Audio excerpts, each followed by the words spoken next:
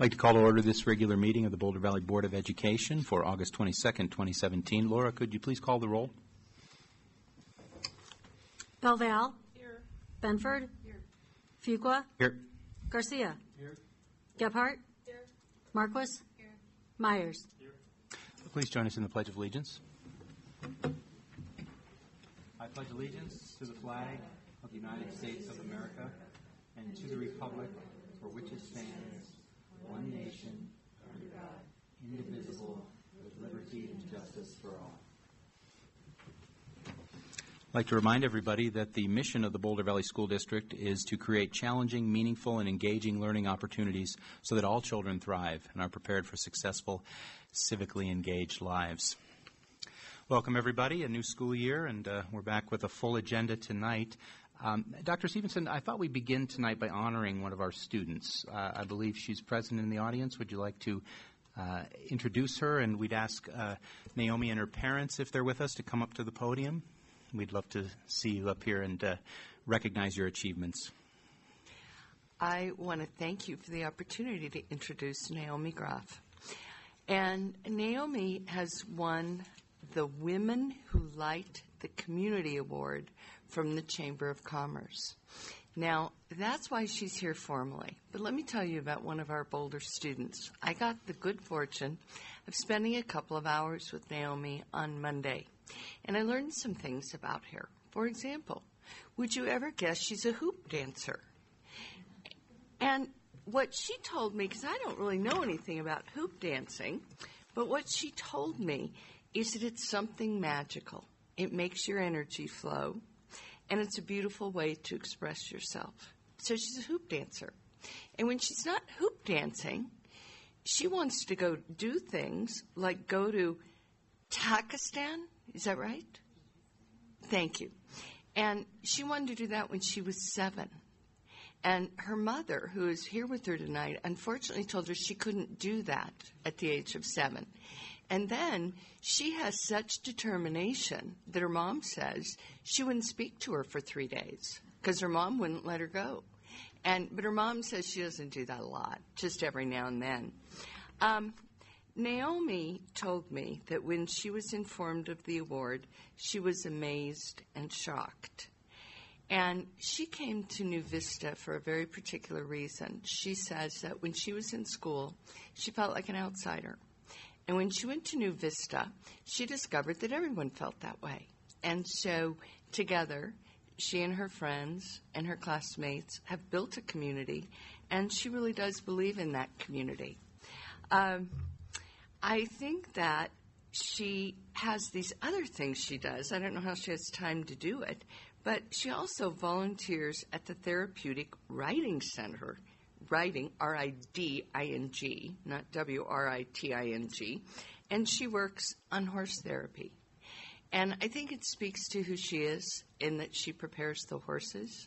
And she talked a bit about how horses like to be touched, and she strokes them, and she prepares the horses for the horse therapy.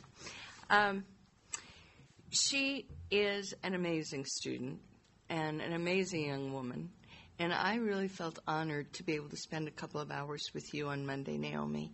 And I just want to thank you for your excellent work in our schools and your excellent work in the community. Welcome and congratulations.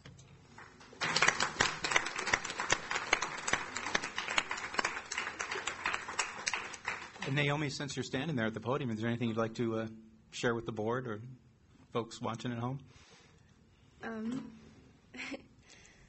I just think without New Vista, I wouldn't be getting this award because it has nurtured me so much, and it has given me the space so that I could learn to know who I am. And I just want to make that very clear. Great. Well, kudos to New Vista. Principal Kirk Quitter is here. Mom and Dad, great job. And most importantly, congratulations, Naomi. You're an inspiring young woman. Thank you.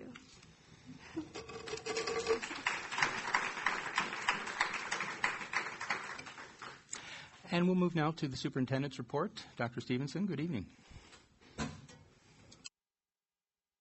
Turn the mic back on. I have to get used to this mic system.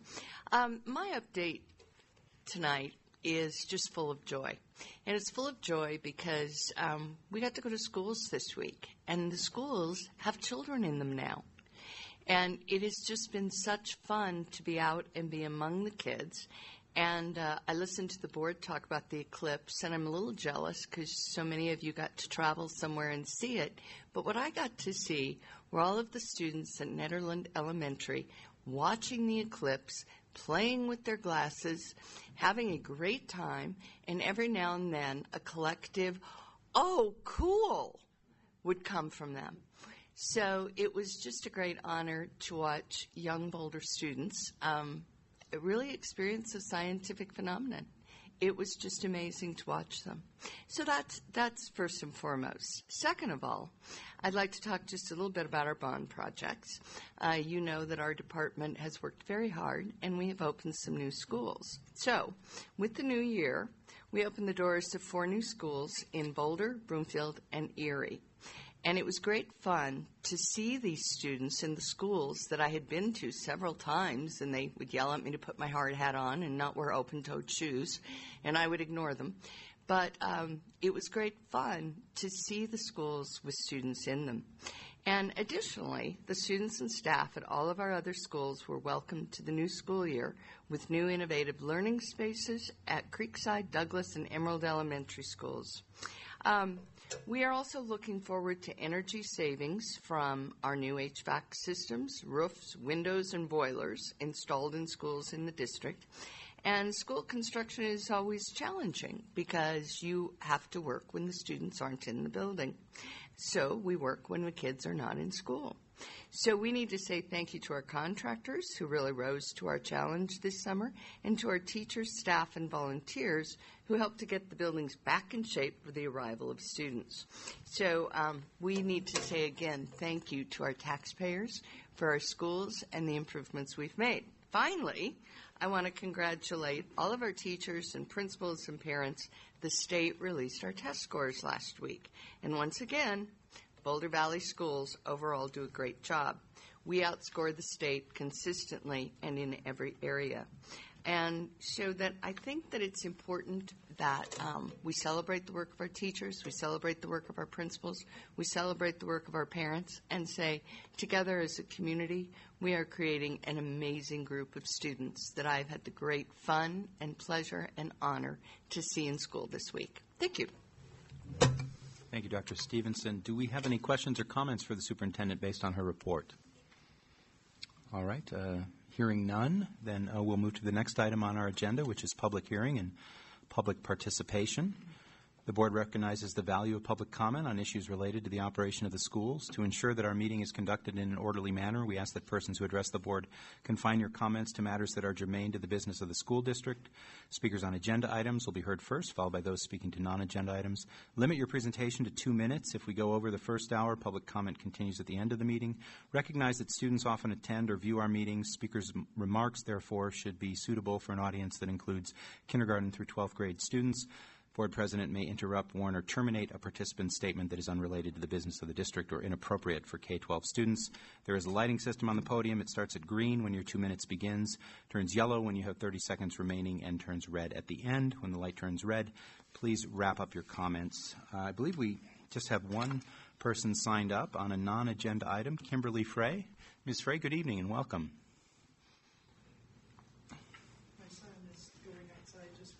I really don't want his ears to hear everything that I have to say. All right. Good afternoon, or good evening, actually. My name is Kim Fry, and I'm looking at the green light. Okay. I'm a resident of Boulder County with a son in a BVSD school system.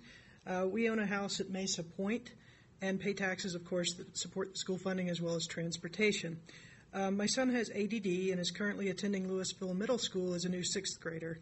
I believe this puts us in District E. Last year at his elementary school, we started the process of putting together a 504 plan for him and have one in place that will be revised when it expires in November.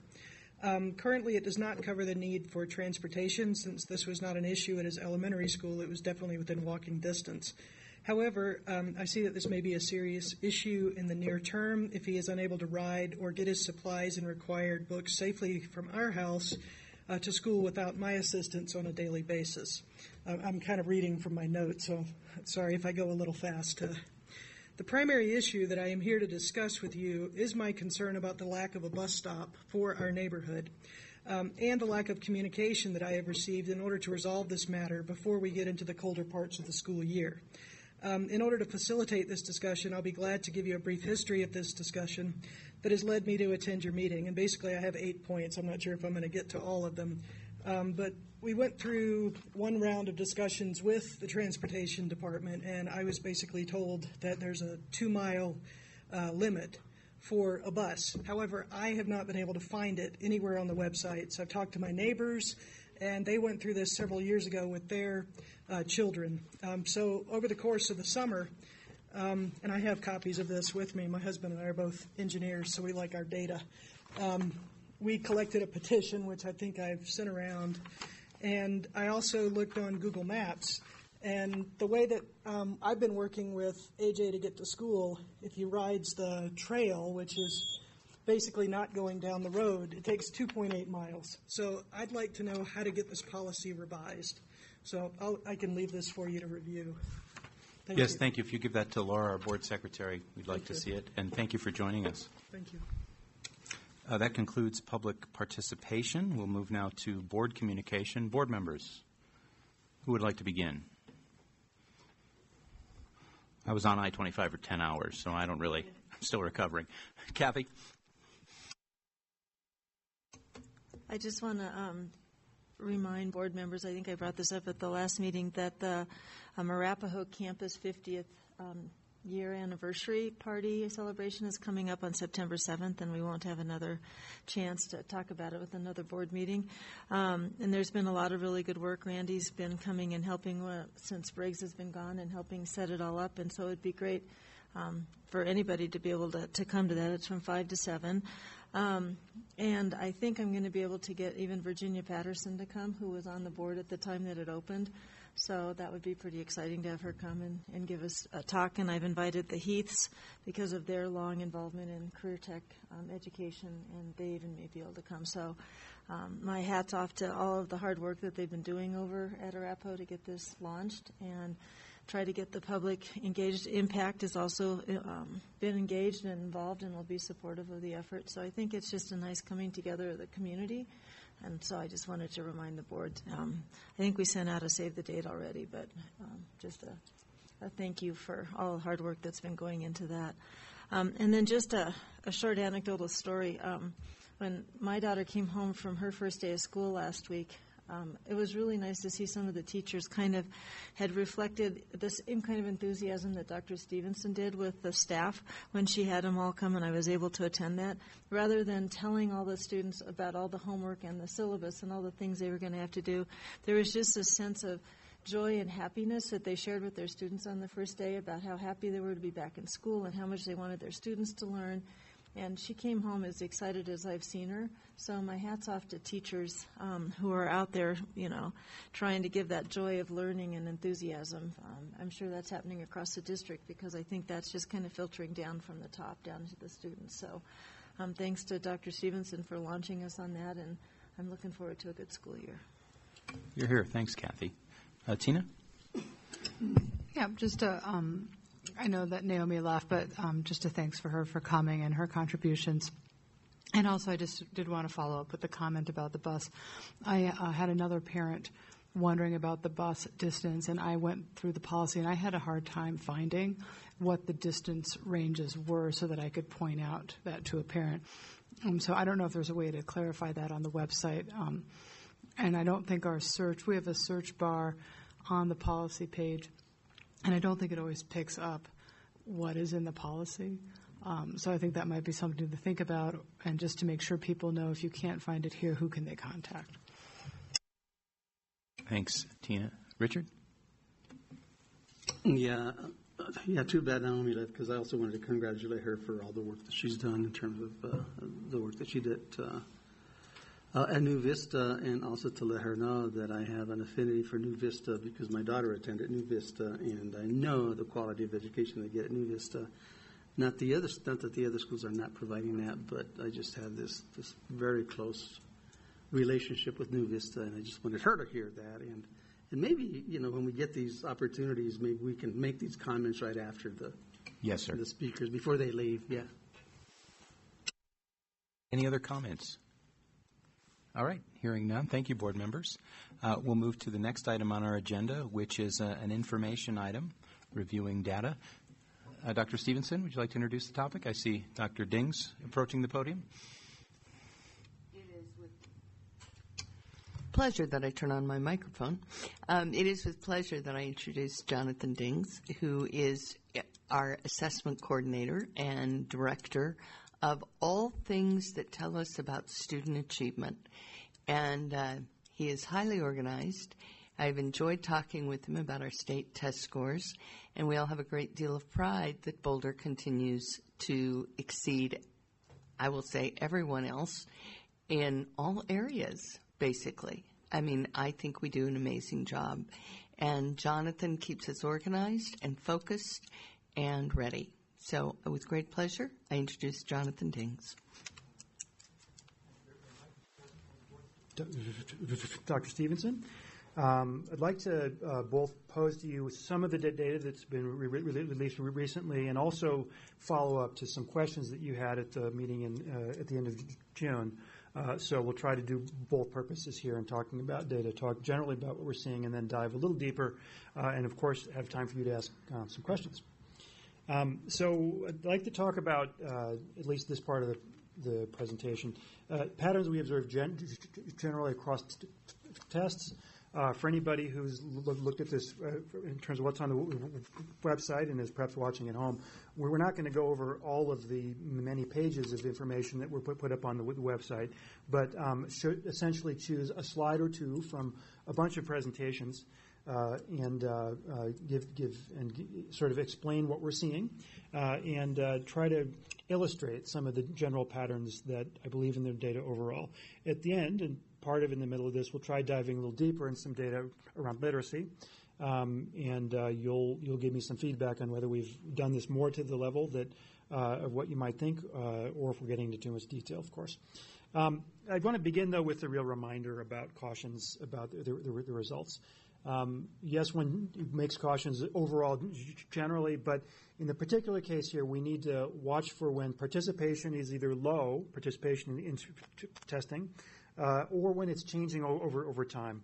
And I would just say that this applies both to cases where we see scores increasing, right? We saw some PSAT scores nudge up, but we have to be cautious there because some of that increase may be due to who's participating more, getting us to 87%. The concerns also apply when participation isn't changing but is low, in that the students participating may not be as representative of our population as they once were under different testing programs. The concern here is really for the quality of the information that we have. So with that caution in mind, we'll talk about one pattern that we see across all tests that was just mentioned. There is high achievement overall, and that's relatively stable.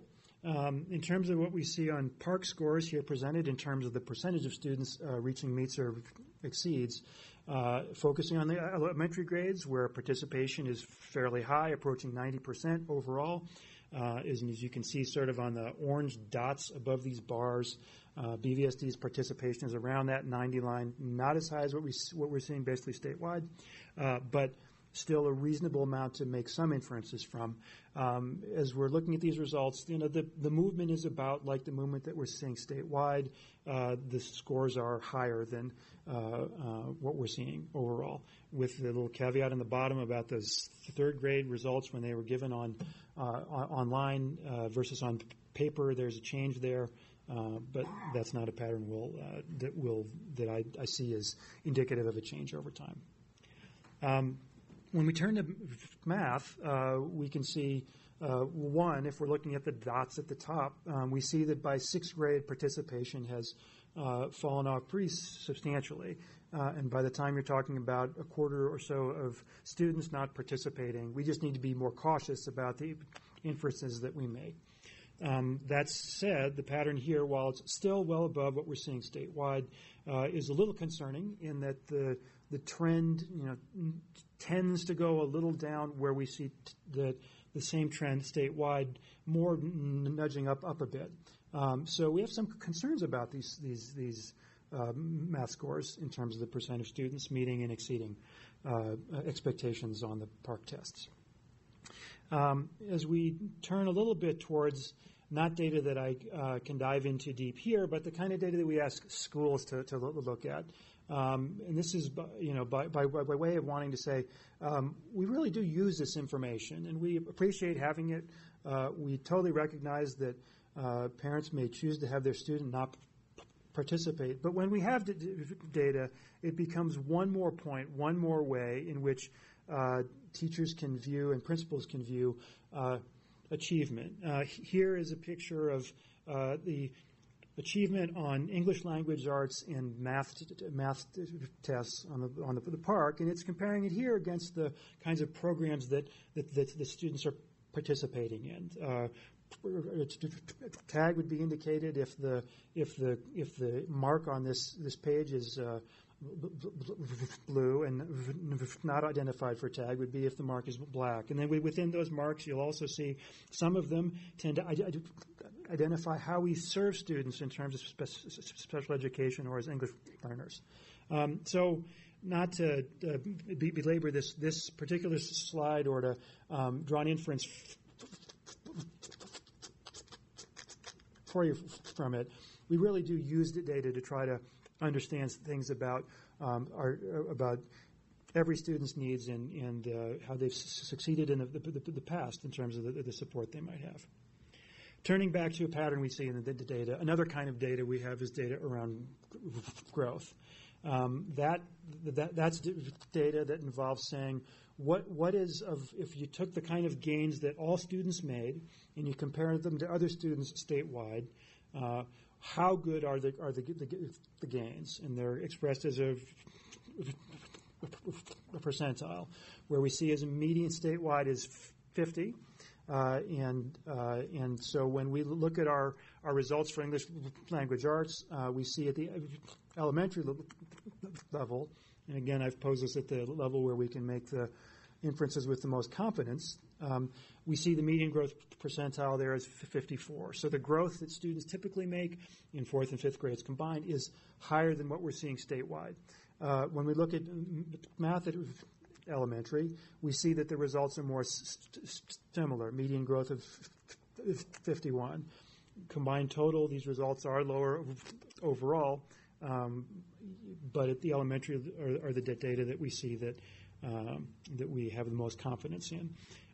We do have some occasionally with our data you can compare it to other kinds of data. So we would like to triangulate data that is have more points of view on the same phenomenon so that we can be more confident in the inferences that we draw. One of the tests that we use at most of our elementaries would indicate, while it's not a direct comparison to Colorado compared to a national group, this would also suggest that our gains at the elementary level around reading are greater than what we're seeing nationally, and to some extent at the middle level. If we're looking at a picture of this, we might think first about the patterns that we see overall, since the picture I'll show is a little complicated. One pattern that we see in Boulder Valley is that students who are served in special education tend to have achievement that is higher than other students who are served in special education statewide. That's across virtually all assessments. Generally, not across every assessment, we can have the growth that students make who are served in special education is higher than what is seen by students served in special education statewide. If we look at the performance of English learners and students who are eligible for free and reduced lunch, achievement and growth is generally more similar to what we're seeing at the Colorado level. The qualifier put at the bottom is again just saying this is most true of the areas where I feel we can have good inferences, and not as true when you're looking at middle level or even high school park, which was given for the last time in grade 9 and not taken by enough students to make my presentation. So one of the tests we can look at by group overalls, look at the PSAT, in which 87% of students participated from Boulder Valley. What we see with the blue and orange dots is that we see in most cases, indeed about all on this slide, Boulder Valley students are outscoring their counterparts statewide. Looking at it a little harder, though, what we see is that in some cases the distance between these dots is a little farther, right? So if we look at the distance, for example, midway down the page, students who are served on an IEP, that's a fairly large margin. It's a larger margin than a couple lines down from that. Students who are eligible for free and reduced lunch. And if we look at, by contrast, students who aren't in either of those groups, we see the gains are the margin from what we're seeing statewide is bigger. So that's one way for looking at these results by all groups, including by race, ethnicity. As we're looking at these results, we might also interject to wonder, and this was in the bigger packet that you had, we might wonder if Boulder Valley is indicative of having greater strength in English language arts or in math. And when we look at tests like PSAT, we would actually give the slight edge to English language arts. They're called evidence-based reading and writing. That is, if we look at how much we're above that result statewide, it's a little better in English language arts than it is in math in terms of standard deviations. But getting back to growth, we can look at the presentation that CDE has here, focusing on the district results at the elementary level. What we see on the top line is for English language arts is the 54 mentioned earlier. That's a little better than what we're seeing statewide. What we're seeing in math, by contrast, is, and it's in gray here, more of a gray color, the same generally as what we're seeing statewide. As we go down looking at particular groups, we can make comparisons both overall, right? We can see that, for example, students served on an IEP in Boulder Valley, students in special education, do better than students statewide in terms of the growth, but not as well as those who are not served on an IEP. So you'll see some inferences made later on about, are we seeing gap closing over time? That's a question I've heard. And when we look at data like these, growth data gives us one lens on within a year. Are students in some groups making greater gains than others? Generally, higher achieving students are making higher gains than the lower ones on average in these kinds of results. So as we think about that more. So now I'll try to dive into literacy a little bit deeper, noting that the deep diving that you encouraged us to do last time, and that we were encouraged to based on results we couldn't explain as well as we wanted to, was that we learned an important caveat about one of the measures that we use. So in working with the iReady publisher, we learned that they make some adjustments to their scale annually, which aren't as concerning in themselves as when they change the procedures overall. There are great advantages to online testing. There are great advantages to adaptive testing, which can change the item that a particular student sees to estimate their ability better. A challenge of online, though, is that your publisher might change something, and that may not be as apparent. So we've not lost confidence in iReady. Don't get me wrong. We do believe it is still a useful tool for its primary purpose around instruction, but our ability to make precise comparisons over time is not as strong as I would like. We have worked with the publisher to understand a little bit more about changes that they had made.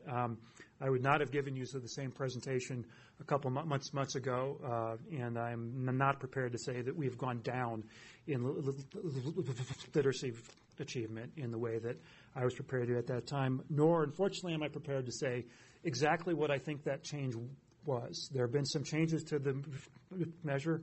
I look forward to hearing from you after a couple more of these, how much more you want us to talk about that.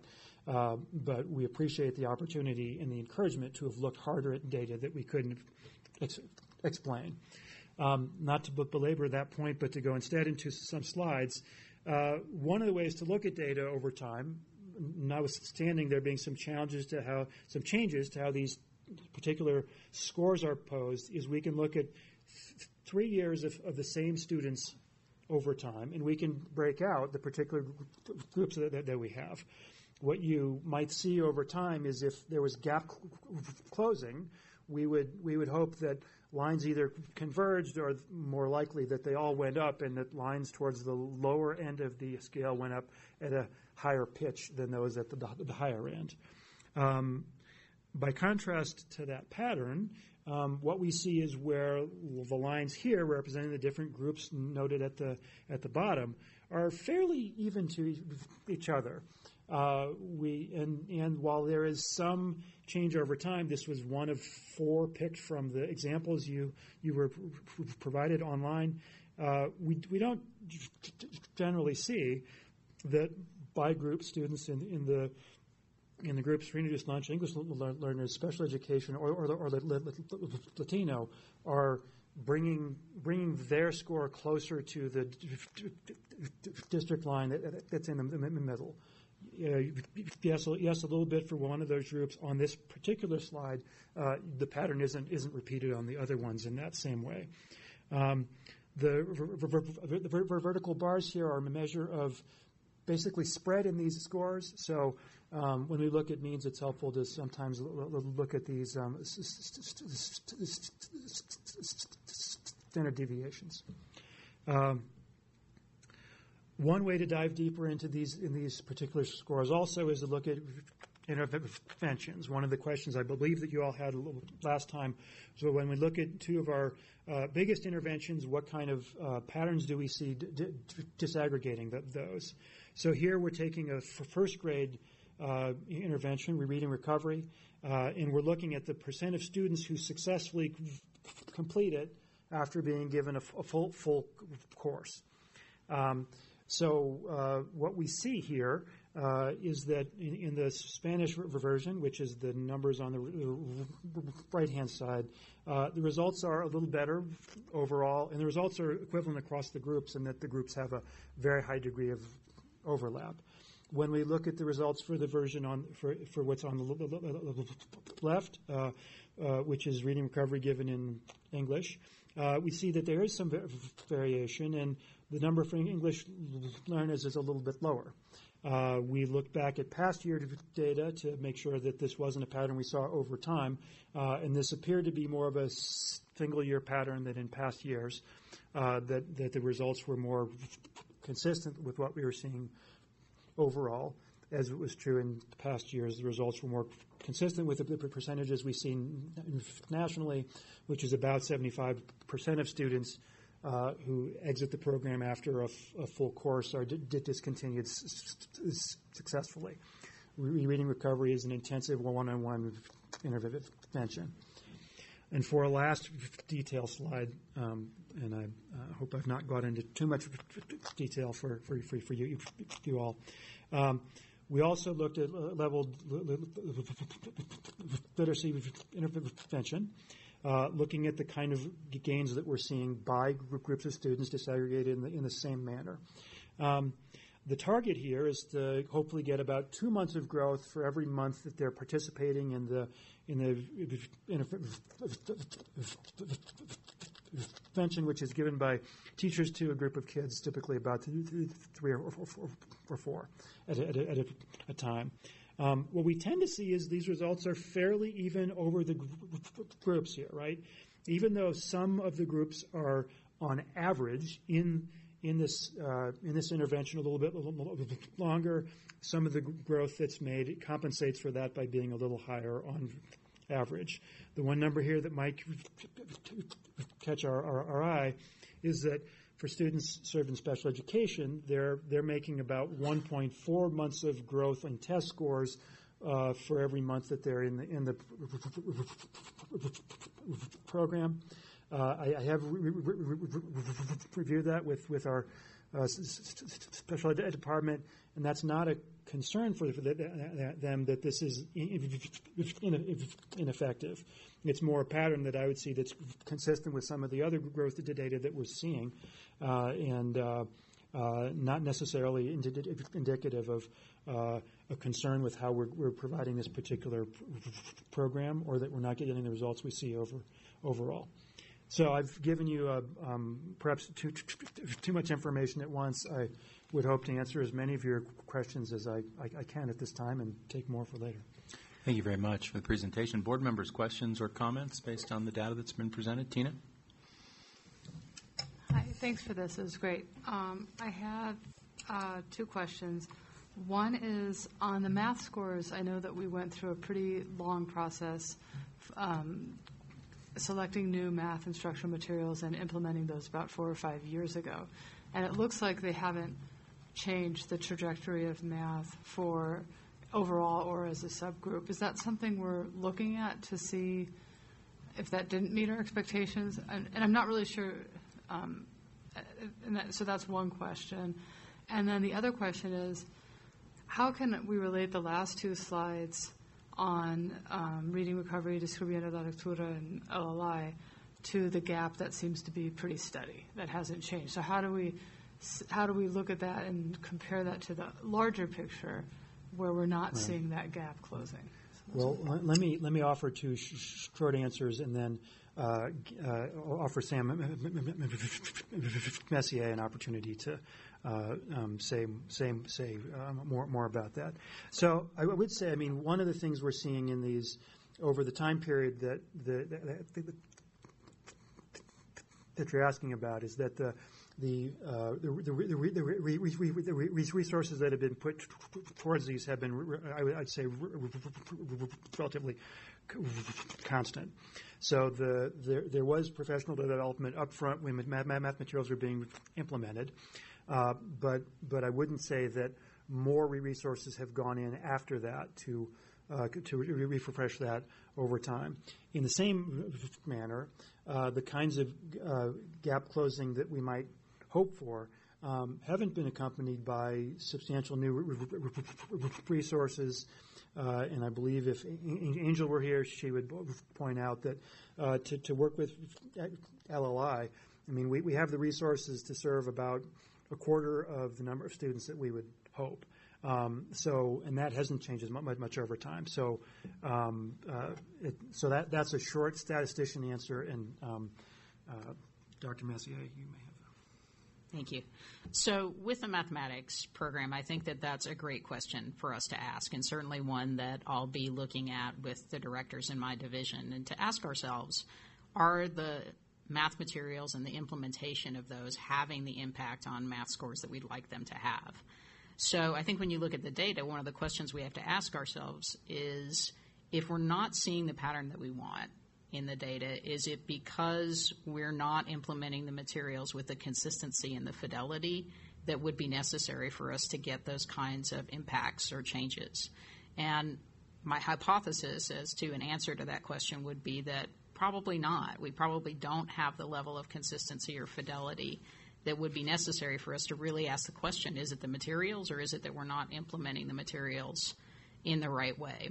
So I think we need to dig a little bit deeper on that and interrogate that question a little bit, look at our implementation, and ask ourselves how we can better support our principals and our teachers in implementing those materials with the type of fidelity that's necessary. Other questions, board members? Shelley? Yeah, Sam, what if it is the materials? How did you sort that out?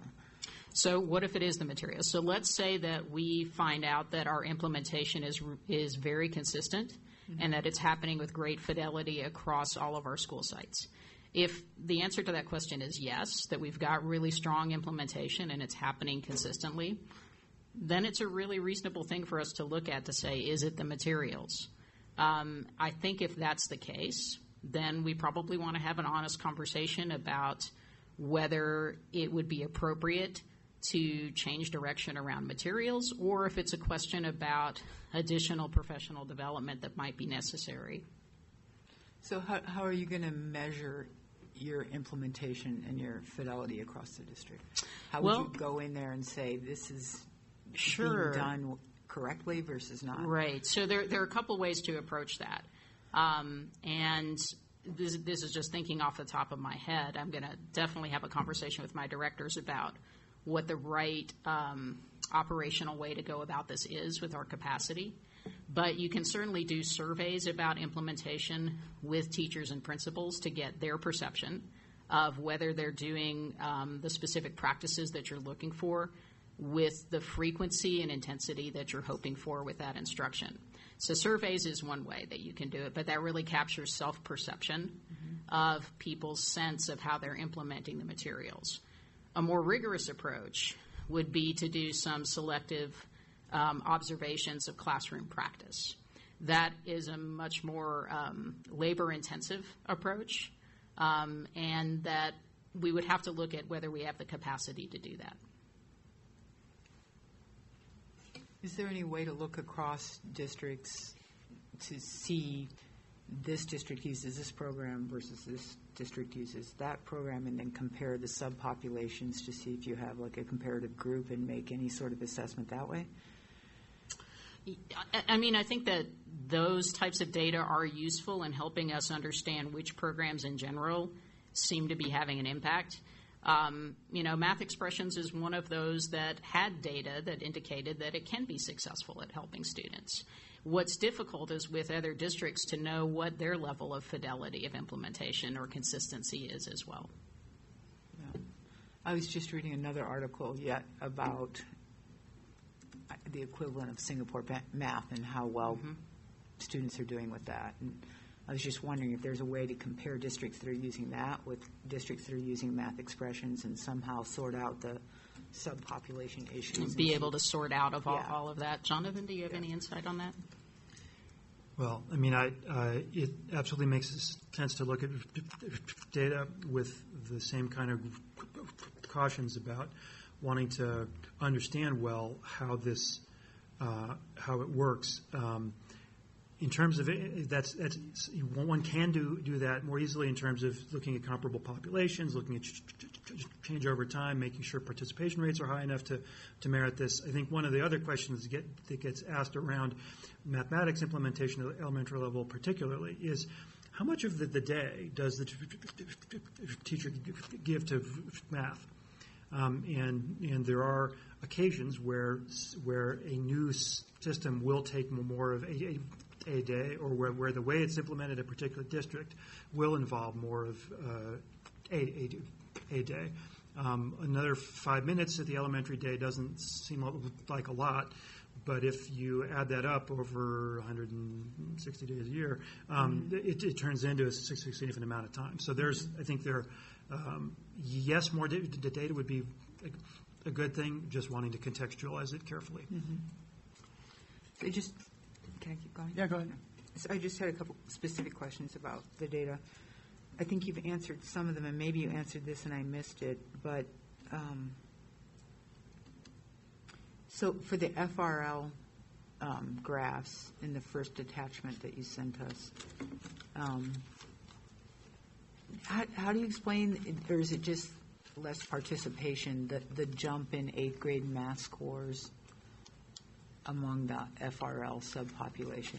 It looks like they're either going down or steady until 8th grade, and then there's this jump, and I wonder, the participation's a little lower, so I'm wondering if that could be part of it. But right. I absolutely find that participation may have impacted that. What I would say is that even though the participation rates are equal across those couple of years, they're equal at 55%, and that I would just urge great caution with that. The 8th grade math also is a point of caution in that it to basically start with doesn't include all of our 8th graders, and that a good chunk of them are taking algebra at that point, or geometry, or algebra 2. I mean, so they would not be taking the 8th grade test if they are participating. Right. And what about the CMAS grades? Looks like we're, well below the state there in 3rd and 4th grade.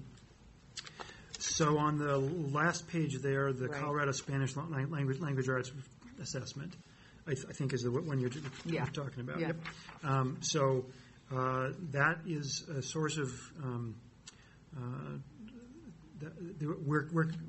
we aren't sure. I mean, quite honestly, if there were bigger gains made statewide than there were for us at grade 3, and there was already a gap to basically start with there between us and the state, and the result at grade 4 didn't move the right way. So I'm sure you noticed that the SAT math scores for girls are lower than boys, and the SAT, whatever EBRW, I assume that's English. Right, that's the evidence-based reading and writing. Okay. That for boys, that's lower. And I just wondered, ever since my kids were in high school, this is an issue that I've been trying to get at through interviews with kids and teachers back when I was on the SAC at Boulder High. And I just wondered if we're digging in there to see why those differentials continue to exist between girls and boys on these scores. That's a great question, and I will have to admit that I don't think we've given as much attention to that particular achievement gap as we have to some of the other gaps that we've been looking at. But that's definitely something that I think merits some further conversation. Yeah, I think it's the same all over the country, and it probably is not different here, but still, I'd like to be the first to figure it out. That would be nice. And then I just have one, I think, last question on the chart where you show all students and that chart with the small side that has English language arts on one side and math on the other, and then the grade levels and English learners on the side. I see a page number here. I would pardon, it might be 10. Yes. It's in the data review. Yep. I know the one you mean. Yes. Yeah. I was just scanning this and trying to figure out, we say we're not closing the gap, right? But in most cases, the scores of kids who are not in the subpopulations are going down. Almost in every case. Whereas the scores of the kids in subpopulations are going up, with the exception of Hispanic kids. If you could point to a particular number. Well, like if you look down towards Hispanic under race, ethnicity, Yep. You'll see it goes from 51.0, that's proficiency, no, median growth percentile, right, to 47, right? The growth is slowing down. Is that the correct assessment of that? Right, and the comparison I was making is an earlier, absolute score, perhaps a bit obliquely, was comparing that 47 to the number for Asian students, which is 59, to the number for 2 or more races, 58, white students, 55. That's the comparison I was making in the same year, right? In the same year, that right. If gaps were being closed over time, right. What we would we would hope for higher numbers overall, but if we're going to close gaps, it can't be widening within a given year on average. Right. So I guess maybe this isn't a gap conversation as much as it is just comparing year to year from 2016 to 2017. Every non-subgroup population their growth is slowing, according to this, or not as, I don't know if slowing is the right word, but not as much as the year before. And I'm wondering if in our efforts, to address all the subgroup issues that we have, which is not a bad thing to do, if somehow we're leaving the non-subgroup population behind. And can we look at that? Can we look at the data and see if that might be true? And if so, what do we need to do about that?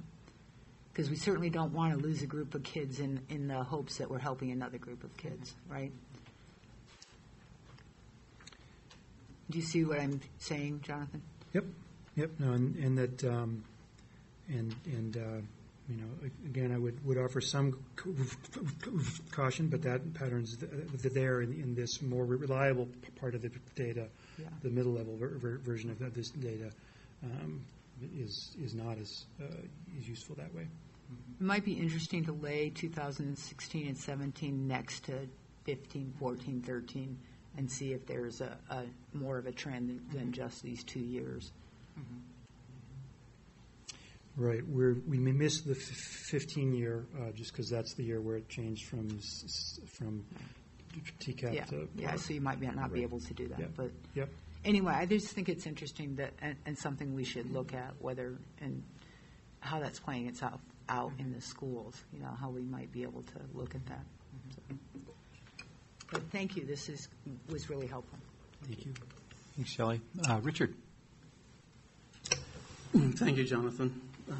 Dr. Messier, great presentation. I have similar questions that both were brought up with Shelley and also with Tina.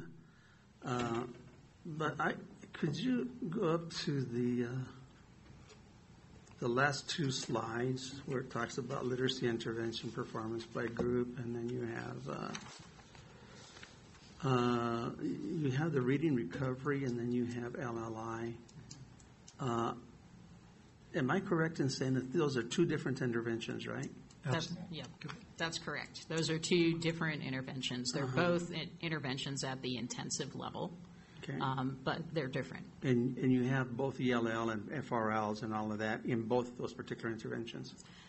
That is correct. I believe that with LLI in particular, in order for a student who's an ELL to qualify, they have to score above a certain level on the access test to qualify for LLI to be an appropriate intervention for them. Okay, that was my question. Thank you very much for that.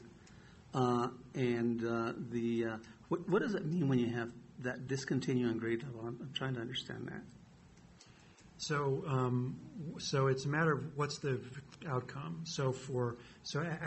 After a student has had a full course of lessons from 12 to about 20 weeks, the focus is on have they now tested in ways that would say that they're at grade level, that the reading difficulties they were having have been addressed, or are they not there and we're moving on to other possibilities, one of which would be to say this is a student who is now a candidate for needing services in special education because this level of intensive intervention didn't help. So they might discontinue on grade level, right? Best outcome, or I suppose above it, but they might also be referred to other services. So could the other services then be LLI? So would some of those students that are in reading recovery, once they discontinue that service, could they end up at LLI? I haven't looked at that. My hunch would be it would be relatively rare in that if you don't successfully finish reading recovery, then the suggestion is you need more intensive services rather than less. I would bet, however, that there are some students who have reading recovery in a given year then become near grade level and might still get additional intervention since LLI will go up through grade 5. So I'm sure there's some interplay there. And my understanding is that both Reading Recovery and LLI are holistic approaches that address all the components of reading, and that what may be going on is if the intervention is not successful, the student may need much more intensive intervention in one specific component that would require a different intervention to really address that. So that means that 75% of the students in this particular graph here reached grade level and they discontinued the service. Is that what I'm reading? That's it for the ones who had the full course of the intervention, who were at the bilingual programs, given that's the intervention being delivered in Spanish. Something that I would like to see, if possible, so we're talking about all ELL students, and I think they're in reading recovery at different grade levels, correct? No, that's only at first. Only first? Yep. Okay. Okay, that answers my question. The point in asking that.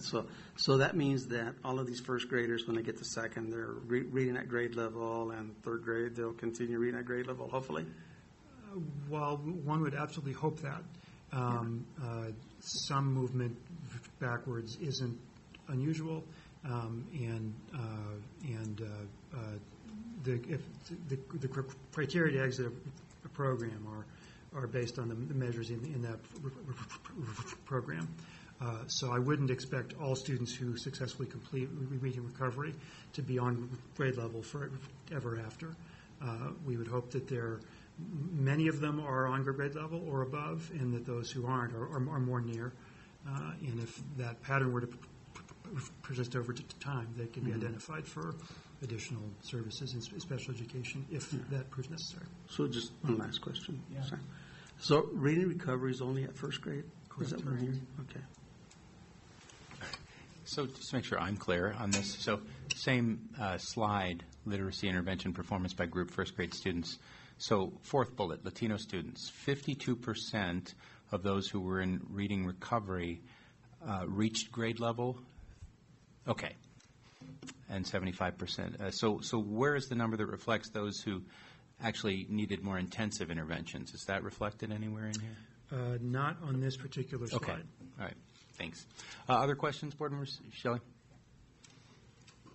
So when we start implementing the Orton-Gilliam or Wilson program with special ed, we should see potentially whether it's working or not, right, in the special ed ELA chart. If we were to do this in 2 years, for example, or something, we might see that third grade and fourth grade and fifth grade scores going up. Is that the hope that that's where that would be reflected, that new curriculum? I think that would be a hope, is that we would see those scores go up. I think that it's always difficult when scores go up to figure out exactly what we can attribute it to, but that would be one possible outcome for sure of and the it would interventions. be a new intervention, right? So, yeah. Okay. Good. And we would want to look also over what time frame relative to the level of intervention and the extent to which the intervention is delivered in an intensive manner designed to address the issue once and for all in a relatively short period of time, or if it's an extended presentation over time with supports of various kinds. So that we will want to unpack that once we see the implementation too. Thanks. Jenny? So thank you for this presentation. This is as much data as we've had in a long time, and it's kind of interesting to work with. And I'm sure there are many different ways we can look at all of this. I'm just wondering, we compare ourselves statewide, but I wonder if we ever do any looking at more comparable school districts. So, for example, we might be more concerned with how we compare to Cherry Creek than we might say a Sheridan or something like that. I don't know if we've looked at that or not, or if we do. Well, so we will on occasion look a little bit. I would offer a couple of cautions, of course. One would be if those districts have participation rates that are very different from ours. then the comparison isn't as good. I guess the other piece I would say is that what I'm looking for in scores, for the most part, is some benchmark for, did the score, how do we interpret this over time? And while the comparability of these tests is really very good overall, you do see some variation here and there. And given that we can get concerned over a drop of as little as 2 or 3 percentage points, typically you want 3 for the whole group, but 2 is enough to be thinking about it. We would want to know that was a drop that wasn't seen statewide. So I use it that. So we haven't done much in the way of trying to produce here's how much we're beating, say, Pooter by, or how much Pooter is beating us by, because it tends to sound like it's more of a contest and not as much of. And I'm not interested in making it a contest. I'm just thinking that's. I mean, we're a very well-resourced district compared to some other districts, and probably there. I mean, I don't think there are any districts that are as well-resourced as we are in this state. But given that, we might want to look at districts with more comparable. I mean, to give ourselves. I mean, it's one thing and I celebrate. I absolutely celebrate our great achievement in our district, and I think that we, it's due to the hard work of students and teachers and the parents and just our great population. But on the other hand, I think sometimes. We can make too much of differences when just in general, it seems to me, I think I'm correct in assuming that just in general, the statewide population is not as well resourced and maybe tend to be heavier with ELL and free and reduced lunch. And I know we're breaking them out, and maybe it's enough. I mean, maybe that's my question: is it enough just to break out by subpopulations, or do we need to think about are we comparing ourselves to comparable populations before we pat ourselves on the back too much? Well, I mean, I would say that for the amount of effort we put into it, comparing to the same subpopulation statewide is probably our best. Yeah, okay. Our best easy first look. That's a fair answer. I think you raise a good point about we might say that the free and reduced lunch we have in Boulder, it might be more like the free and reduced lunch that we see in St. Vrain than it is like in Denver or Sheridan, for your example. So I think there are ways to make comparisons that are a little nearer to home. Right. When I worked in a school district somewhat south of here, way back when, we did, in fact, for everyone, we got copies of all of the scores compared to the Denver Metro districts. So we could always say, and I will tell you, we didn't like your scores. We didn't like Boulder Valley's because Boulder Valley does score much higher. So we would always compare ourselves in particular to Cherry Creek and Dougco, and we knew we couldn't catch Boulder in many cases. But we worked very hard to be comparable to Dougco, to be comparable to Cherry Creek. I think the problem Jonathan has brought up is that when we were doing that, everybody had 98% participation.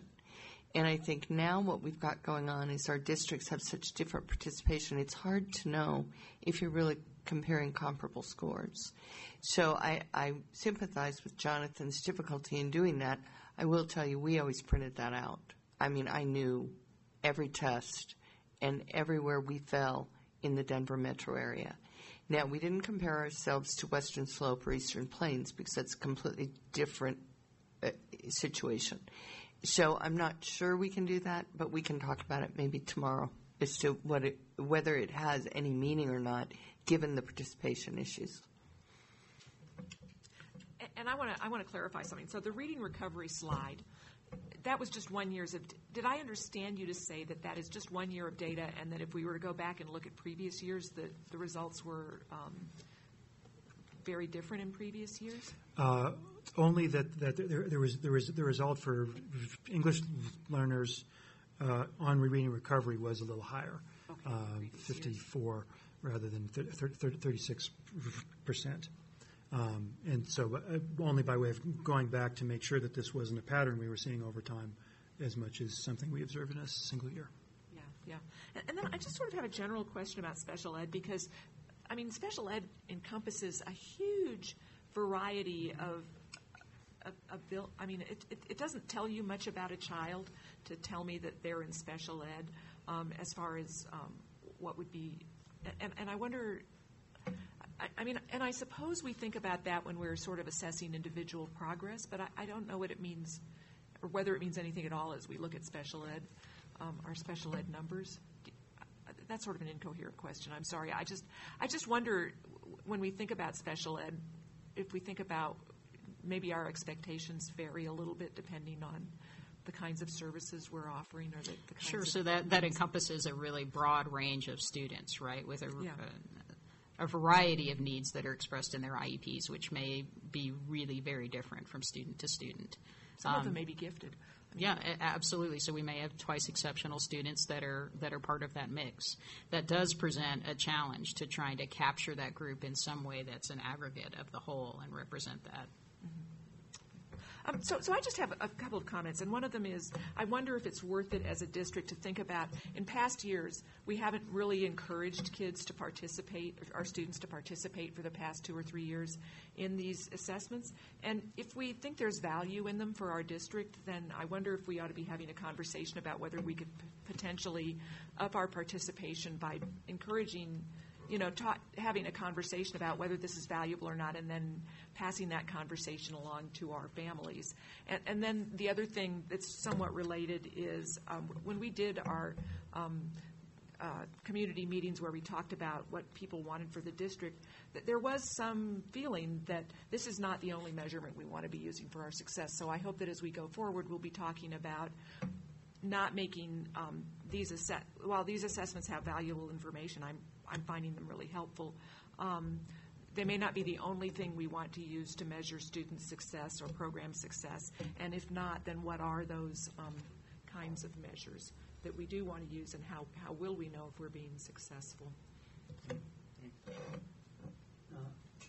I'm looking at the slides where you talk about the PARC achievement and participation rates, and I don't see a slide on the white participation and achievement rates, unless it's the overall one. I'm trying to find a comparison between the white population and also the ELL population and the FRL population. And I guess my biggest concern in terms of raising this is if you look at the percentage of, and I guess this is, if I look at the third grade FRLs, there's 23% that are at proficient. Is that what I'm reading on this one here? So you're asking about third grade free reduced lunch, and the score, right? So at third grade, 23% of Boulder Valley students who are eligible for free and reduced lunch reach the meets or exceeds level on PARC compared to 24% statewide. So it's 23% of the FRLs that meet or exceed the PARC proficiency. And how does that compare with the white population? I guess I haven't posed that in these particular slides. Okay. So we don't have any of the white results in these slides. We have the white results on PSAT. We have the white results on SAT. We have the white results on growth. We have white results included in the longitudinally matched growth on iReady. Mm-hmm. I'd like to see that at some point in time and see what that comparison is. The 23%, if you look at, and if you go down to ELL and minority, it seems like they're pretty well around the same level, 23, 22, or whatever. I don't think that's anything to celebrate, right? I mean, we need to do better, even if it's just one measure, which is the PARC, but I think we need to do a lot better with Agreed. those particular students. And that's the point that I'm bringing up, even though we're doing really well and all the other stuff, but man, that one segment of the population is not doing very well. And any idea why that's happening? That's a pattern that I think we've been wrestling with for years, not just in BVSD, but in every school district across the United States, that has been a persistent achievement gap that has been frustrating for every educator who's passionate about closing that achievement gap and helping our students achieve. That's something that we continue to work on. And I'm hopeful that at some point we will find an answer to that. It may not be us that finds the answer. If someone else finds that answer first, I'll be happy to follow what they come up with. Thank you. But it seems like the interventions that we have in place are designed to help Absolutely. that achievement gap, correct? Absolutely. So I think that we have some strategies that we have in place. They haven't been enough yet to move the dial, and certainly we're not happy with that result. We'd like to see that gap in achievement close, and we're going to continue to work on that. And the interventions have been around now going on, 5 or 6 years? Which interventions specifically? LLI and reading recovery. Yes, so those have been around for several years. And those are not exclusively the interventions that we have available to students. Those are two interventions that we presented some data on that are particularly intensive interventions for students who need them. But those don't include the targeted interventions that we might provide to students that would be at a level before we get to this. Can we get some of those interventions at some point in time so that we know what they are? Sure. So you would like a more comprehensive list of the interventions that we have in place across the universal, targeted, and intensive levels? Yes, ma'am. Okay. Yep. Thank absolutely. We can get you that. You. And Richard, maybe you could shoot that in an email, as well as the participation rate for white students that you talked about earlier. Right. I'll do that. Thank you. And I also heard you say earlier we have enough money to serve about 25% of the students we'd like to be doing interventions for. Yeah. That's correct. This side of the table, Kathy, then Tom. Do we have disaggregated data on participation rates? We do, just not in these packets. Other than the dots on, for example, on the pre-introduced lunch slides. I mean, those will tell you the participation rates of this particular group of students. Does it generally track the same percentage for is there one percentage of students that opts out or doesn't take the test more than another set of students, or is it pretty consistent as a percentage of the total? It varies a bit. I've not looked at that comparison as much lately. I have looked more at the changes over time to try to see if there's less participation in lower scoring groups than higher ones, that the change is that way. So I've looked more at the change than I've looked at the overall data. And when you looked at that, what did you find? It was about even, but tilted a little, if anything, towards lesser participation by lower achieving groups.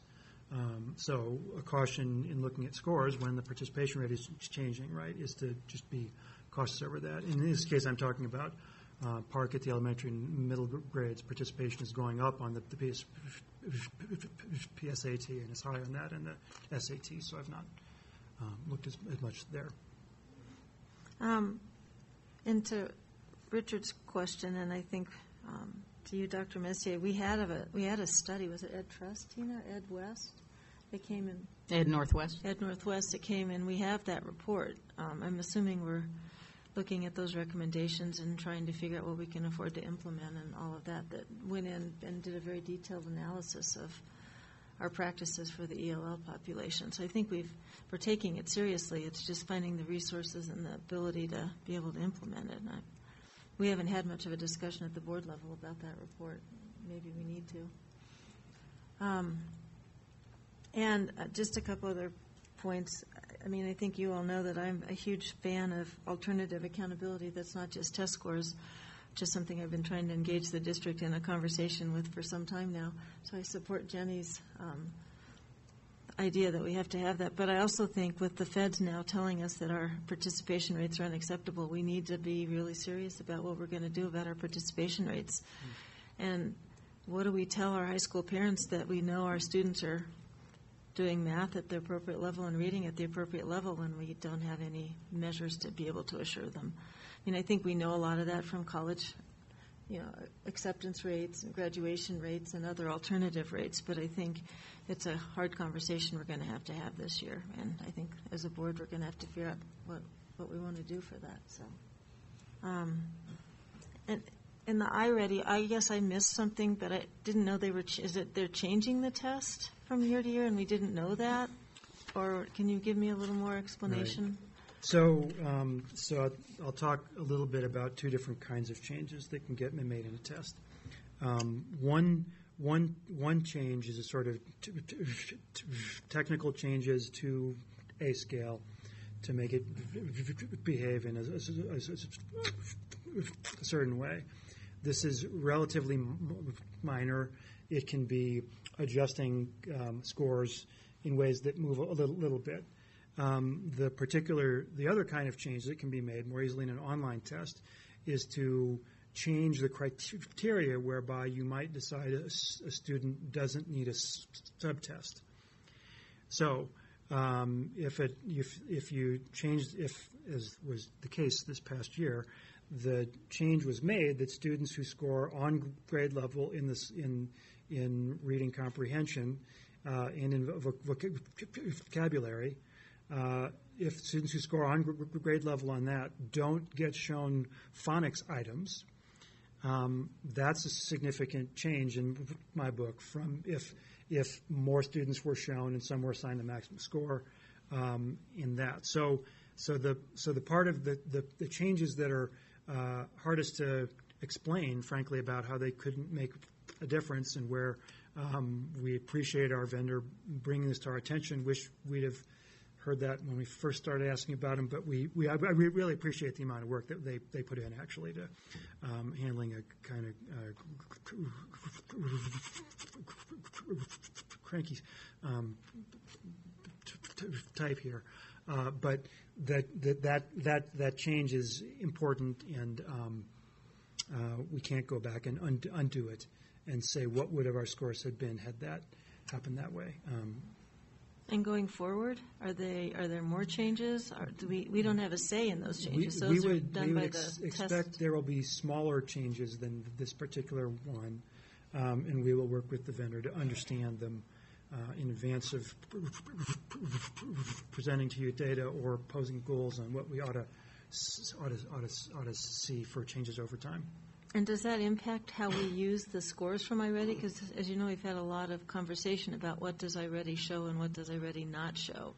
So do those changes, when you look backwards now, impact how we should have used the data or shouldn't have used the data? And what's the impact on that? And then going forward? Well, with hindsight, I shouldn't have said we're wondering why our scores fell. I should have said we should have caution in calling this a fall, and that's a very different set of interpretations. Now, would it have changed what a teacher does? I don't think so.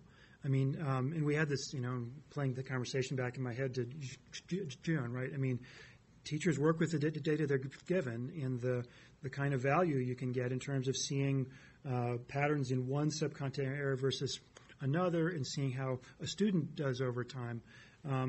It works fine for those kinds of things still. And it just might have perhaps, I think we would have worked harder to understand it, but with slightly less of the urgent feeling of, wow, what happened? So making instructional inferences that can be used with a single student, I think we have a much higher level of confidence than we do around being able to draw program-level conclusions. Thanks, Kathy. Tom? Yeah, thanks for the information. I think we've been hungering to see more and more of this type of information, how our students are doing across the district. And as you can tell from the questions, I think all the board is struggling to try to understand not only what the data means, but what the trends are, what do we do about it, are our programs effective or not.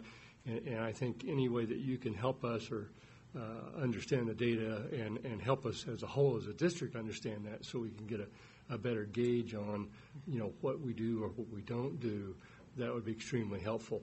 So I know that you guys are still, going through a lot of this data. But a couple of questions along those lines.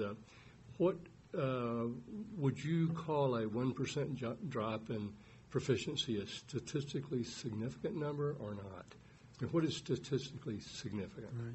So if I'm choosing between calling it that or not, BVSD-wide, a number more like 2% is where I would begin to call it that. Okay. I would say there is some debate in the field about whether we should use that kind of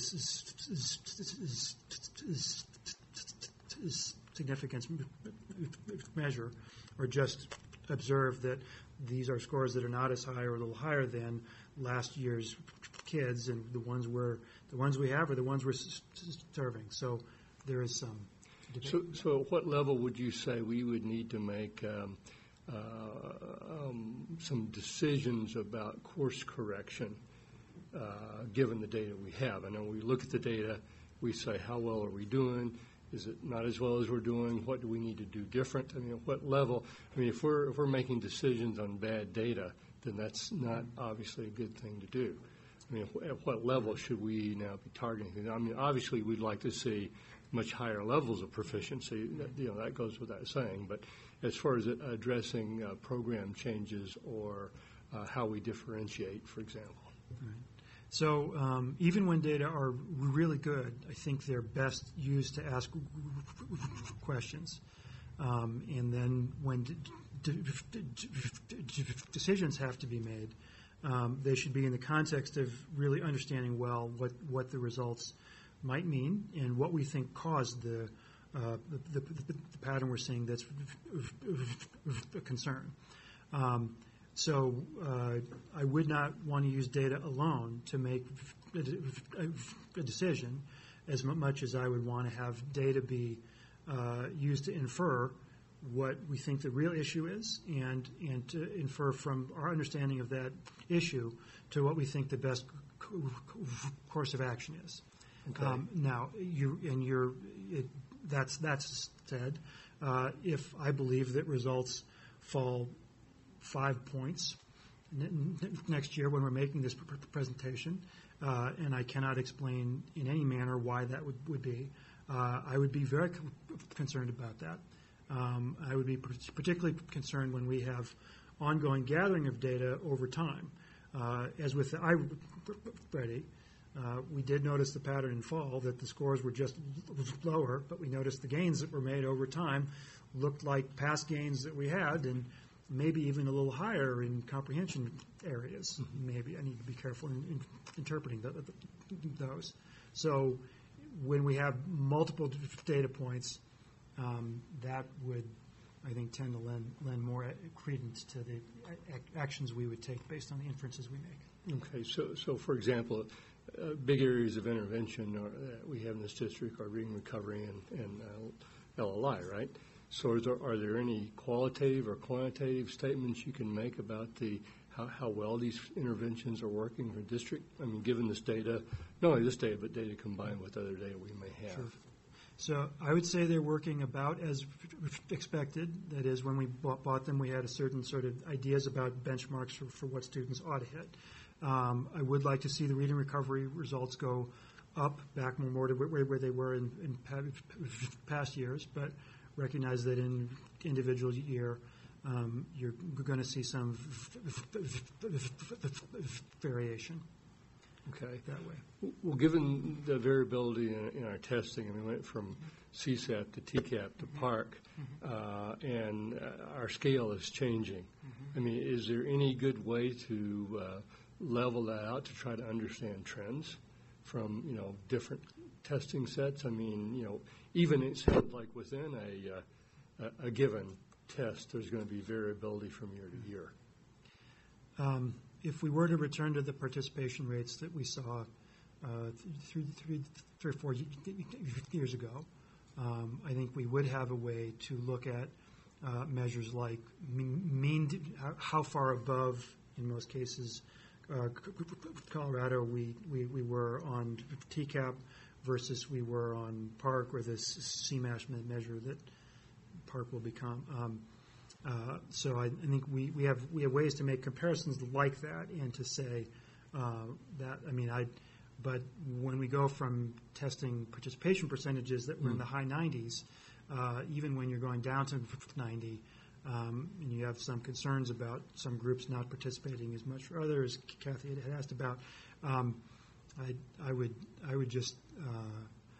urge caution. I suspect that our best comparison will be if SAT participation will go up into the low to mid 90s. That would give us the best comparison we have with ACT. But I recognize that's of course not where the bulk. It's not where the bulk of questions are. Okay, if I understand what you're saying, then it's easier to normalize a different testing than it is to normalize participation rates. Okay. All right, that's very interesting. Now, this has been happening over a period of time. We've all been, disturbed is a mild word by changes in how we assess students and how we can compare that and compare how well we've done. And so this idea that we've been putting forth on a strategic plan about common assessments, something that we would do as a district that we could keep more uniform. What are your thoughts about where we're going with that and how fast we're getting there? So I think that we'll be rolling out our Algebra 1 test to all students this year. So we piloted it last year, right. And this year all students will be taking that.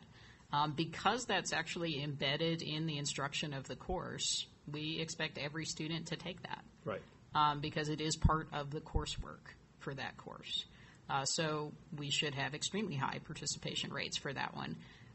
It is a different kind of test. It's not going to have the same level of standardization that a test like PARC does. But I think it will give us a consistent look from year to year and with a large number of our students. So we can understand trends a lot better with that, right? I think it's a different way of looking at those trends. So I think common assessment that we develop ourselves have their own limitations. Sure.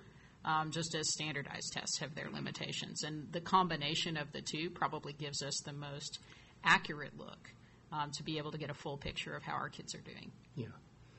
Well, thank you so much for bringing us that. I think, Sam, maybe that we should have a work session at one time and delve into this whole thing a lot deeper. Yeah, very important topic.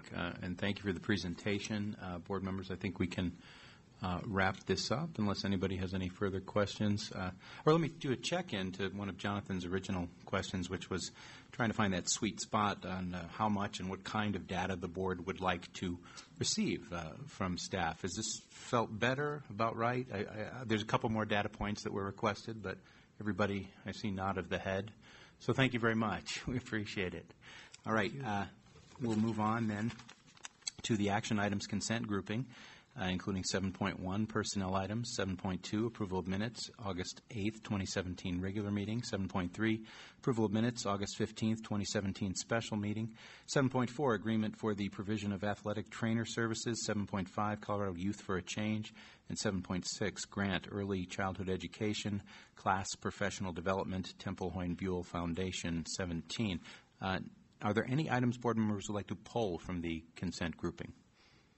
Richard? I don't want to pull it. I just have a question. Okay, so what we'll do is we move it, and then we'll go to discussion. I need a motion to approve the consent agenda. Motion from Kathy, second from Richard. Discussion. Richard, what item would you like to ask about? Colorado Youth for Change, is that something that I should request as an RFI? I would like to know what results we're getting based on the investment we're making on that. I think an RFI would be appropriate, but Dr. Stevenson? I've heard the question. I have it written down. Okay. And we'll consult with staff tomorrow and get something to you. Great. Need something from me? So you got it? No, I just make sure I got it right. Thank you. Results from Colorado Youth for Change. And Shelley, question? Just on that subject, since we leaped to it. So for several years now, I've pointed out, Cindy, that that's a really expensive program for what we get for it. It's the contract's $225,000, and the guarantee is that 10 kids will be. The contract's expensive. It's $225,000, and the guarantee is that 10 kids will be saved from not dropping out, which makes it $15,000 per child. And I've brought this up year after year after year, and the last time I brought it up, the superintendent agreed with me that it was time to take a look at that. So I'm wondering if we did an RFP for those services before we renewed once again this contract, which is already effective at the beginning of this month. I have that question. I can't answer it tonight, but if you give me tomorrow, I will. And so your question was, did we do an RFP? Right. Or have we ever? And also, Richard's like, what, are we just getting the 10 kids each year? Or are we doing better than that? Okay. Or, who else offers this kind of service that we might be interested in? So really, the two questions I'm hearing are results and have we ever done an RFP in this area? Right. Okay. Thank you. And what other groups might provide similar services. Okay. Yeah. All right. Any other questions? Hearing none, Laura, could you please call the vote on the motion to approve the consent grouping? Belval. Yes. Benford. Fuqua. Yes. Garcia. Yes. Gebhardt. Yes. Marquis. Yes. Myers. Yes. Motion passes. The next item on the agenda is an action item 8.1, special education out-of-district placements. Need a motion to approve. Motion from Tina, a second from Richard. Discussion. These are, I don't know, Dr. Stevenson, if you or staff want to comment. These are agreements with 4 entities that provide services to students Yes. who are unable to serve. These are students who are placed outside of the school district, and the school district is responsible for the educational expenses. Board members, any questions on this? Yeah, Tom and Kathy?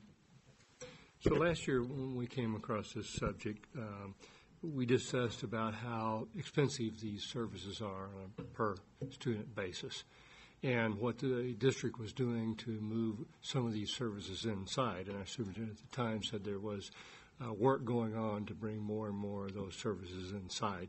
But I don't see any change from last year myself. And I'd like to know what changes have been made, where we are on trying to move these services, inside the school district to be able to provide those ourselves rather than outside. And you have to give me a day to do some research. Sure. So I need to talk to the staff about that very question. What I do know is that it does happen in all systems, and there are students who need services that are outside of the system. So what we've done over the last year, you'll have to give me tomorrow to work on. Yeah, we were. I was told we were moving toward being Okay. able to bring more of those services Right. inside at a lower overall Right. cost to the And- district. And we may have done that. I think the hard thing is in this situation is that you can't ever predict the needs of any group of students, and you can get some students with extreme needs on any given year. So it's hard to make guarantees. But let me do some research tomorrow, and we'll be back with you. Thank you. Other questions? Kathy?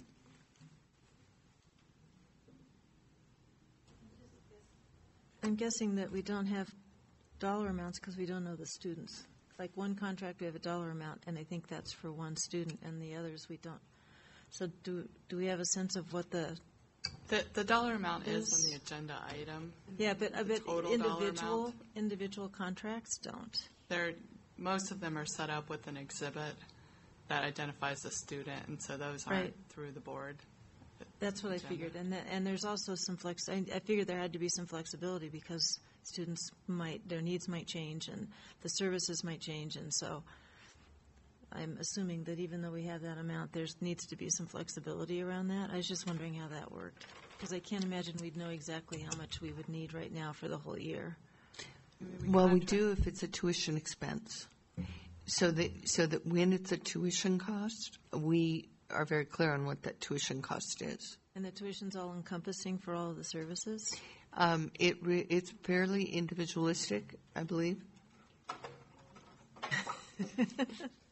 Occasionally, there are some additional expenses along the way that were unanticipated, like some para costs, but generally it's a daily rate that is all-encompassing. And are we seeing an increased number of students that need these services, or is it pretty consistent? That I can't address until tomorrow. And I can ask the special education staff, Melissa, unless you know the answer off the top of your head. I don't. We apologize. We don't apply as a district for the reimbursement from the state. Is that true? Because we would never get it. No, we're accountable for the educational expenses. But there is a fund you can apply for, but Right. I'm assuming that we just, because of the overall impact on our we'll have budget, to isn't find like out. when it, yeah. I wasn't suggesting that we did. I just wanted to make sure my understanding was correct on that.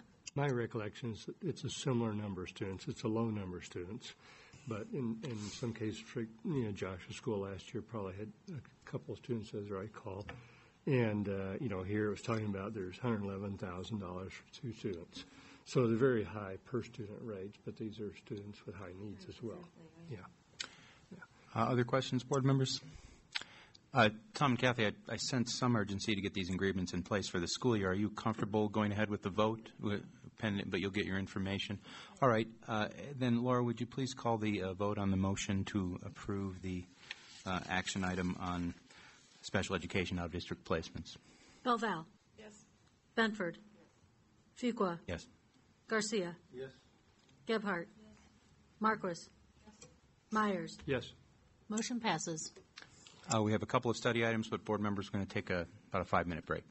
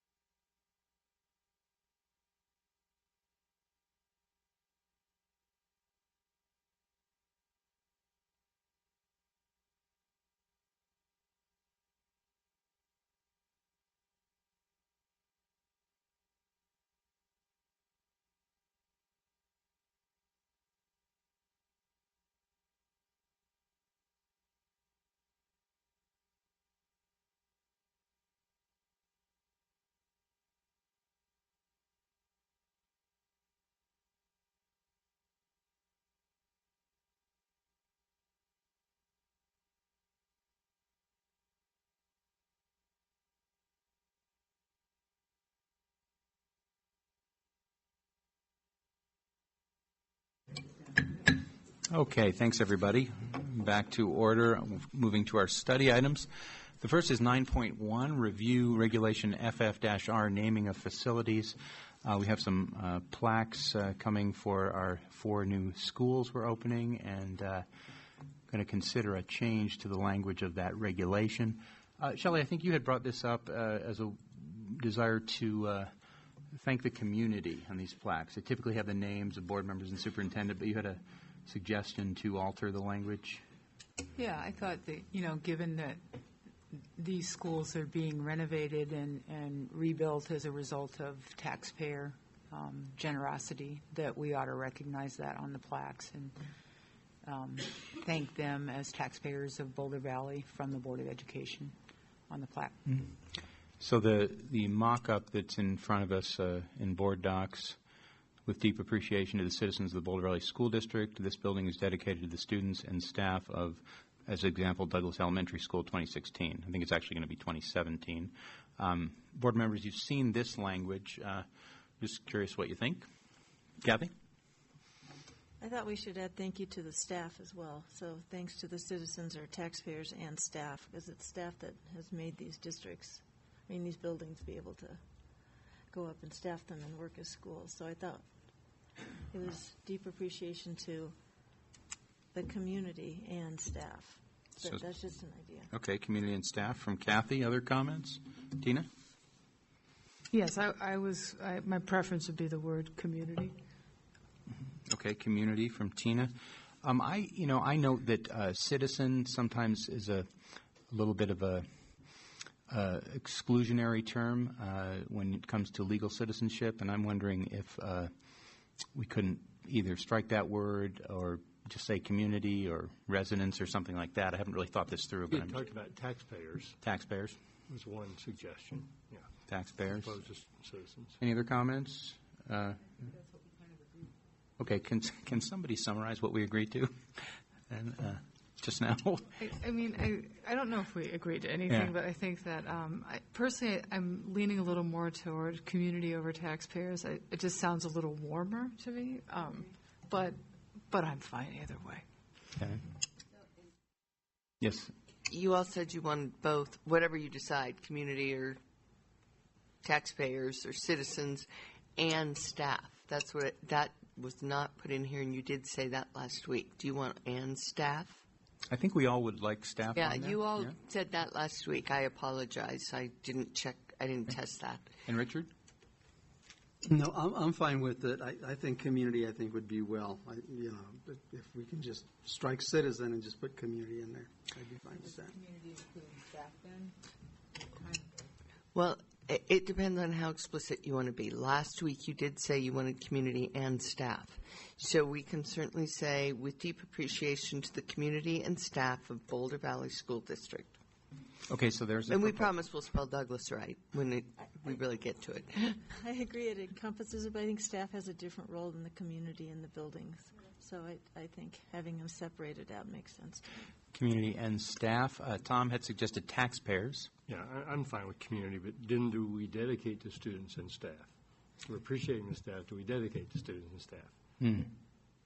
So we're using That's the word true. staff twice. Yeah. So I'm actually struggling with that. So I would say deep appreciation to the community of Boulder Valley School District, the ability to dedicate to students and staff. That would be my suggestion. Okay, I heard that. You all heard that? You okay with that, board members? Nod of the head? Okay. Deep appreciation to the community of the Boulder Valley School District. This building is dedicated to the students and staff of, insert school name here.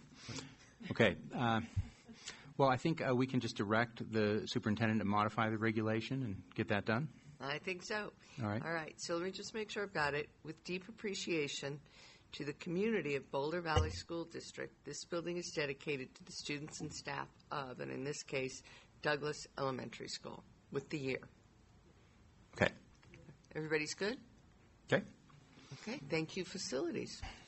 Yes, thank you very much, facilities. And we look forward to being at those new schools during the ribbon cuttings, which I understand we'll be getting a schedule for those soon. So hopefully, board members, you can attend those events. Next item on study 9.2, proposed new policy DEA funds from local tax sources. Dr. Stevenson, do you or a member of your staff need to set this up or introduce the topic? I think I would ask Melissa if she would be okay with just doing a brief overview with DEA. I think you know it better.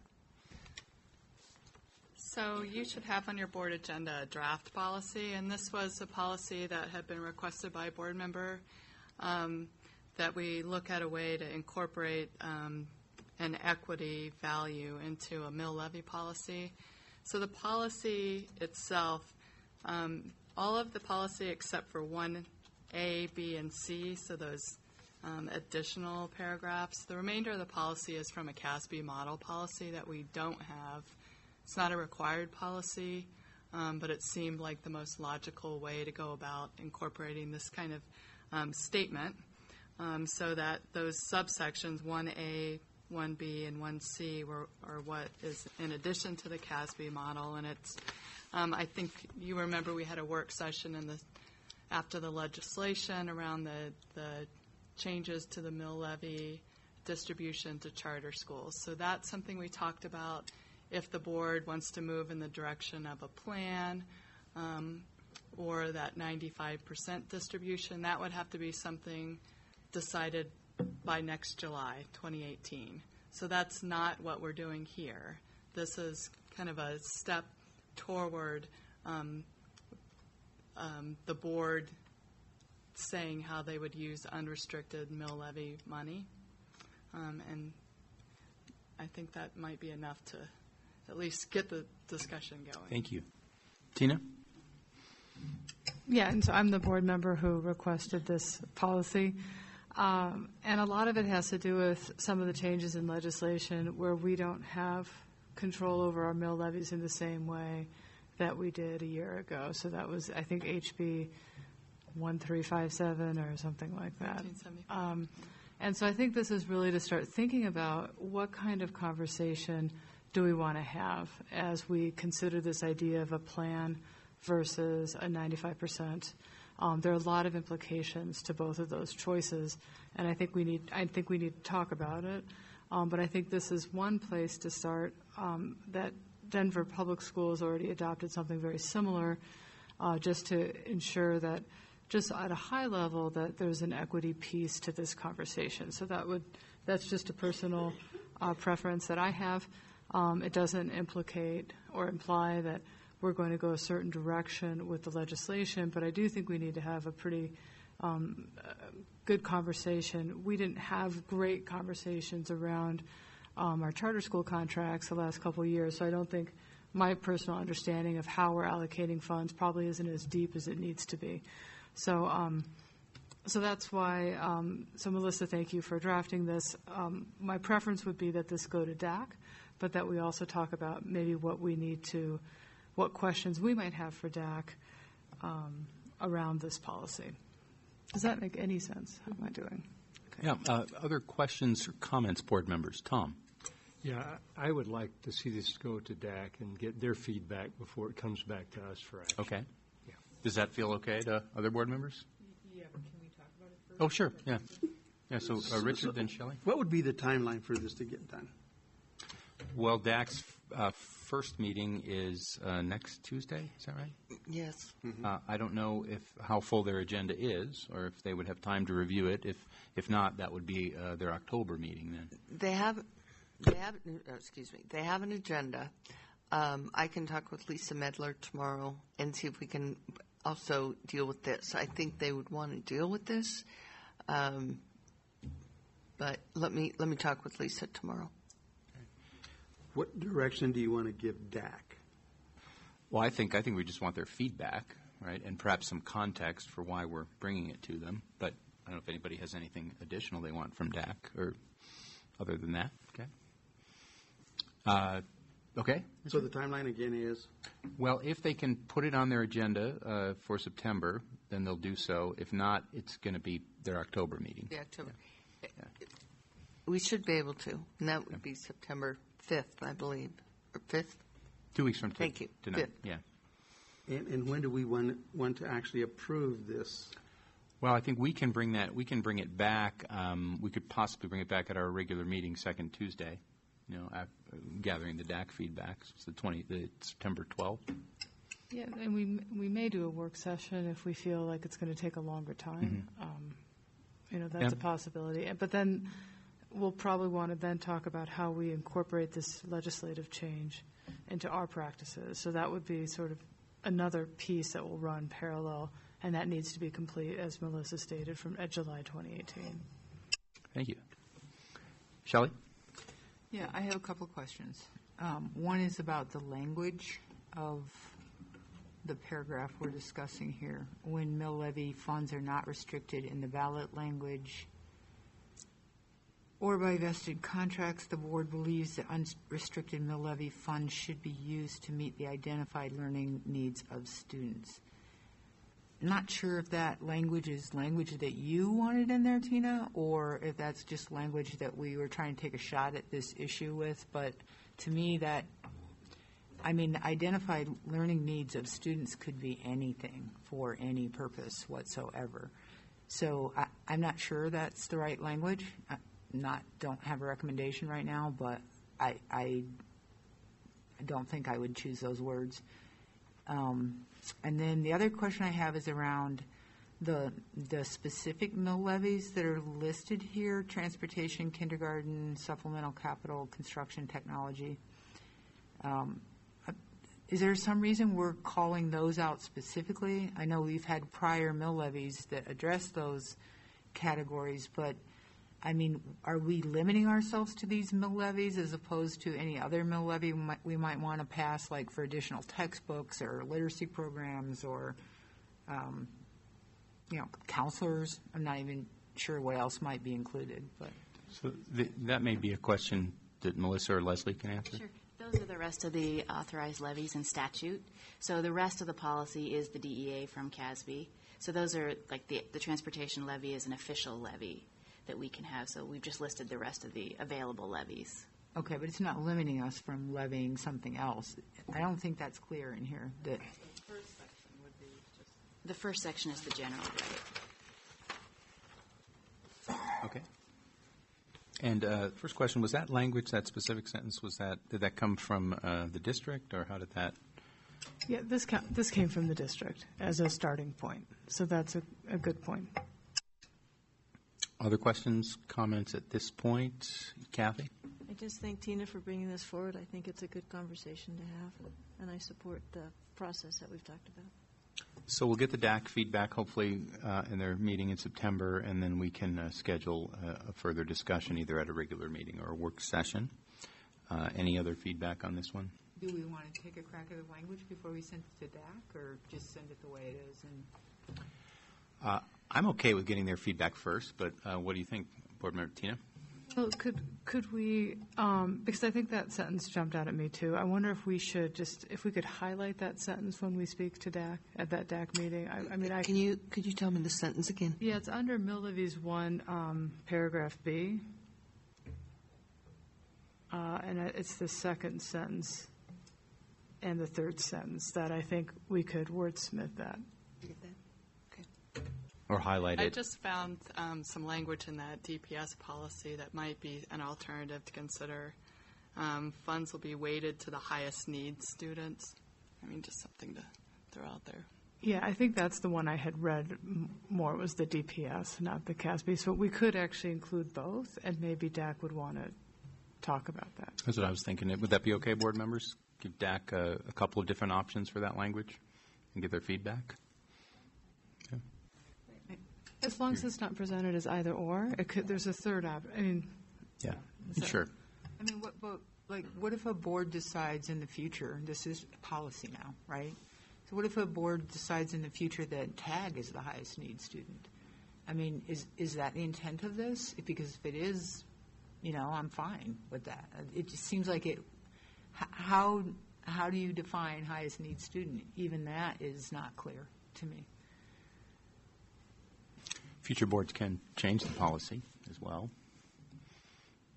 But I understand we're leaving it pretty vague. Yeah.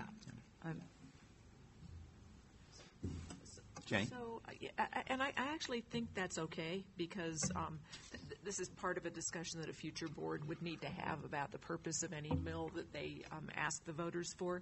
And my and I could be wrong, but my understanding is this just sort of tees us up to comply with the new statute, so that we can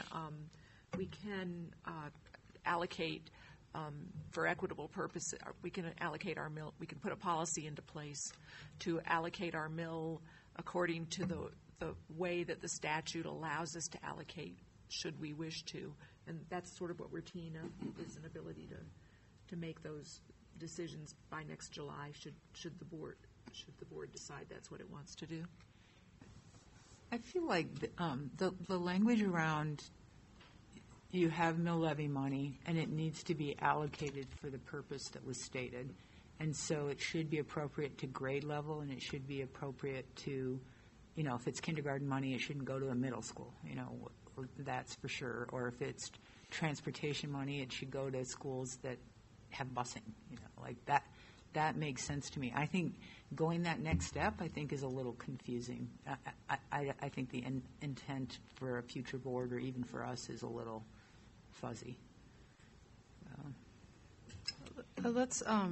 I would suggest we send it to DAC, and then we could see what DAC has to say, and try to tee that up to DAC and see what they come back with as well. I agree. Can we also send DAC the legislation that you're talking about? Can we? Sure. I think that would be helpful for them. Do you want them to have the actual legislation, or would you like to just do a summary of the legislation? A summary of the legislation, okay. Because Thank you. That's I was a little worried. Yes. It's painful to read that. Okay, so it's going to DAC. We'll get their feedback, and then we'll have some more wordsmithing and dialogue around that. Any other comments? Hearing none. Agenda setting.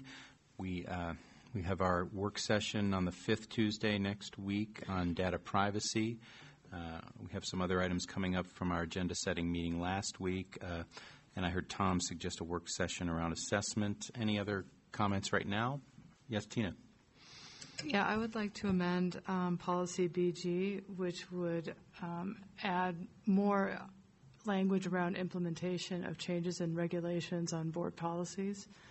And I just need to know if the board is willing to put that on study for the next meeting. And this is about giving the board prior notice of a change in a regulation attached to a policy. Do you feel urgency to get it on study for the next meeting, and if so, why? No, I don't feel urgency. It's just been on my to-do list. Okay. And then I think it makes sense to bring it up in agenda sitting. Yeah. And I think it's I think it's a sentence. So you're asking to bring it up in agenda setting, not to have a discussion about a new policy already by next. Could you use your mic, please? Oh. I just would like to clarify what you're asking. So you're just asking us to discuss this in agenda setting. Sure. And okay. Could you give me the policy letters again? I apologize. BG. BG. Thank you. We will. And then the other piece for agenda setting is whether the next CBOC report can just include a piece about how the CBOC process, not the bond itself, is going, and whether we've had any lessons learned. I think we're about at the halfway mark of the bond. Are you talking about the committee? Mm-hmm. Okay. For agenda setting to and discuss. You would like that at agenda setting?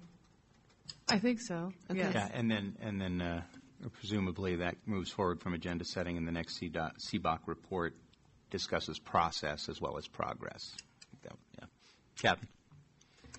And to add to that, I'd like to have a conversation at the CBOC about deferred maintenance and what we're doing about deferred maintenance, because as we know, we didn't ask for all of our maintenance needs because that number was even more astronomical than what we asked for, and those needs haven't been met, and inflation is increasing that, so I just think it'd be good to start having that conversation. Yeah. So I follow Tina's process. And Cindy and or Laura, are you able to capture these items for the next agenda setting meeting discussion? I believe I have them, but I will probably send you an email tomorrow and make sure I have them. I'm taking notes as well. Okay. All right. Anything else on agenda setting? If not, board members, we are adjourned, and we'll see you for our work session a week from tonight. Thanks, everybody.